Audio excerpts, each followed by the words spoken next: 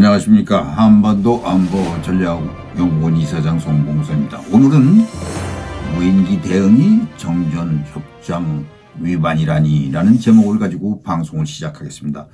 민주당 박성준 대변인은 얼마 전 북한 무인기 도발 당시 윤석열 대통령이 우리도 무인기를 북에 보냈다고 지시한 데 대해 이는 정전협정 위반이라고 했습니다. 그는 안보에 대해 제대로 알지도 못하는 대통령이 독단적으로 대응을 지시했다고 했습니다.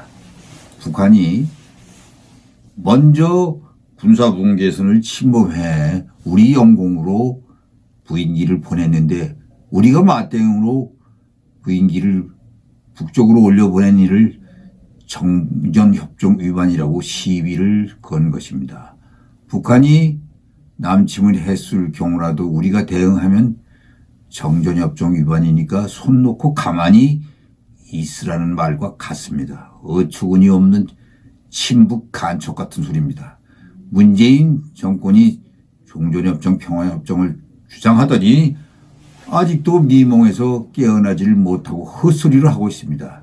적이 침범하면 아예 이 대응하는 것이 정당하다는 것은 이미 전 세계적으로 통용되는 교전 규칙입니다. 상대의 추가 도발과 확전을 동시에 막을 수 있는 가장 합리적인 방식이기 때문입니다. 우리가 맞대응으로 침투시킨 무인기를 북은 전혀 탐지하지 못했습니다. 그래서 북한군 서열 1위인 박정천이 문책 해임됐다는 말이 나오고 있습니다.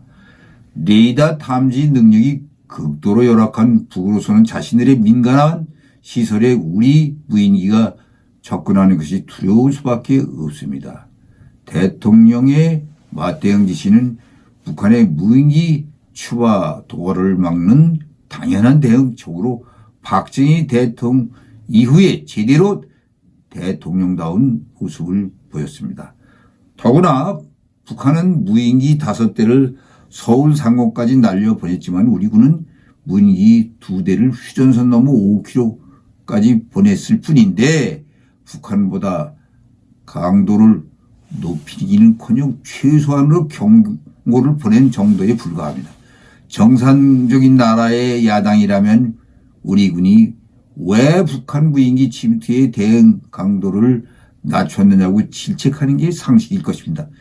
그런데 민주당은 거꾸로 북한의 무인기 침투에 맞대응한 것이 정전협정 위반이라며 북한이 해야 할 억지 주장을 대신 들고 나왔습니다. 문재인 정부는 북한 무인기가 서울을 넘어 경북 송주 사드 기지를 촬영하며 휘젓고 다녔는데도 알지 못했습니다. 5년간 무인기 대책을 제대로 세우기는커녕 훈련도 하지 않았습니다. 윤석열 정부는 탐지라도 했지만 문재인 정부는 한 번도 못했습니다. 북한은 정전협정을 이미 휴지 조각으로 만들었습니다. 북한은 1995년과 2013년에 수차례 일방적으로 파기를 선언했습니다. 문재인 정부와 체결한 9.19 군사합의 위반도 수도 없이 많이 했습니다.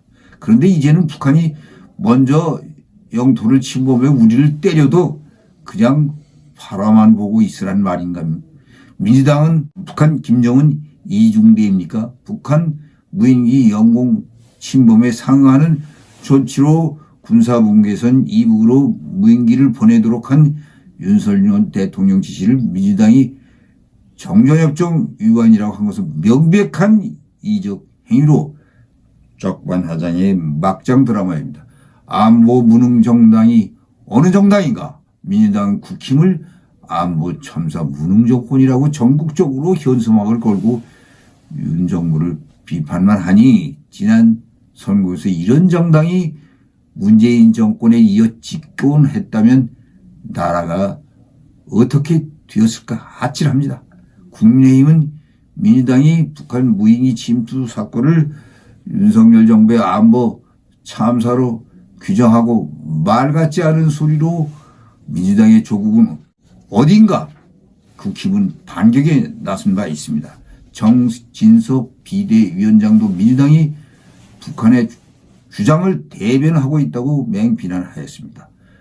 북한의 무기 도발이야말로 정면협정 위반뿐 아니라 민주당의 신주단지 오시듯 하는 판문점 합의와 9.19 군사 합의마저 정면으로 위반한 것이라며 이런 사실을 모를 리 없는 민주당은 왜 북한 도발에 애써 외면하고 우리 정부와 군만 공격하는 행태를 반복하고 있느냐고 따져 물었습니다. 또한 민주당이 피하 식별은 제대로 하고 있나? 대한민국 안보를 위협하는 민주당의 적은 휴전선 너머에 있다며 민주당은 총체적 안보 위기라고 소란을 피우면서 군 통수권자와 수뇌부를 흔들지 말라.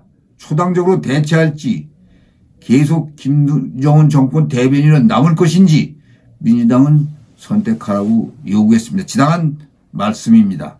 얼마 전 미국 워싱턴 국회의사당에서 미국이 중국과의 경쟁을 주제로 한 상원 군사위원회 청문회가 열렸습니다. 출석한 4명의 증인 중 가장 많은 관심을 받은 사람은 도널드 트럼프 전 미 행정부의 외교 안보 실세였던 매슈 의원으로 백악관 국가안보회의 부보좌관 출신인데 행정부 입문 전 미 월스트리트저널지의 베이징 특파원 경력자입니다. 청문회에서 중국은 세계 공급망을 지배하여 아시아 내 미국의 영향력을 약화시키고 전 세계의 규범까지 바꾸려 하고 있다며 이에 맞설 전략적 대응이 시급하다고 촉구했습니다. 이처럼 현재 미 의회에서 중국을 협력 대상자로 해서 민주당과 공화당의 비둘기파는 찾아보기 어렵습니다. 그만큼 국익에는 중국에 대한 워싱턴 전반의 반감이 강하다는 의미입니다. 중국의 우리 정부 깔보기는 지난 문정부에서 수없이 당한 것을 생각하면 한국이 어찌 주권 국가입니까? 그리고 여야가 따로 있지 않습니다. 안보 문제는 정말로 서로 협력을 해야 됩니다. 북한의 연일 미사일 위협이 심각한 미국보다 안보 위기 지수가 훨씬 큰 한국은 미국의 정파를 초월하여 대응하는 의원들의 자세가 우리와는 이와 같이 정반대입니다. 미국은 집권 민주당과 야당 공화당 의원들은 당적에 관계없이 함께 대응하면서 열심히 국가안보 문제를 논의하는 반면에 우리 민주당의 북한 김정인 하수인 모습과는 정반대입니다.